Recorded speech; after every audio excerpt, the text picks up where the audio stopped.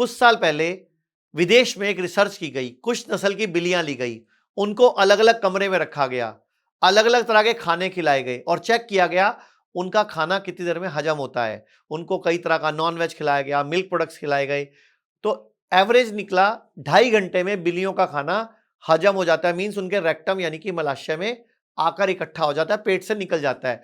और ये x ray, MRI और रिपोर्ट से चेक हुआ। फिर क्या किया गया, अगले दिन सेम टाइम पे बिल्लियों को सेम खाना खिलाया गया और कई नस्ल की बिल्लियां थी।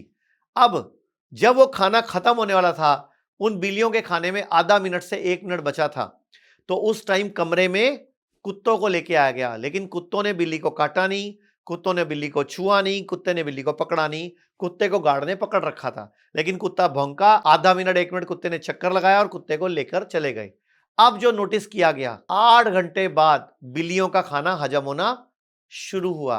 तो इस रिसर्च से आप क्या साबित पाएंगे कि स्ट्रेस, टेंशन हमारी बॉडी में मूड खराब करती है और कार्टिसोल, स्ट्रेस हार्मोन का लेवल बढ़ाती है और हैप्पी हार्मोन्स को कम करती है। तो ऐसे ही अगर आप भी किसी तरह का स्ट्रेस लेते हैं, एंजाइटी लेते हैं, अपसेट होते हैं, डिस्टर्ब होते हैं, तो आपका भी खाना लेट हजम होता है और आप बीमार पड़ते हैं। और आयुर्वेद का तो सूत्र है, सर्वे रोगा अपि मंदागिनी ही अजीर्ण मलिने कुपित मल संचते, यानी कि सभी रोगों के होने का एक ही कारण है, मंद अग्नि, यानी कमजोर पाचन तंत्र, यानी कमजोर पेनक्रियाज, कमजोर लीवर, कमजोर स्प्लीन, कमजोर पूरा पाचन तंत्र, यानी कि लो मेटाबॉलिज्म, खाना हजम नहीं होना।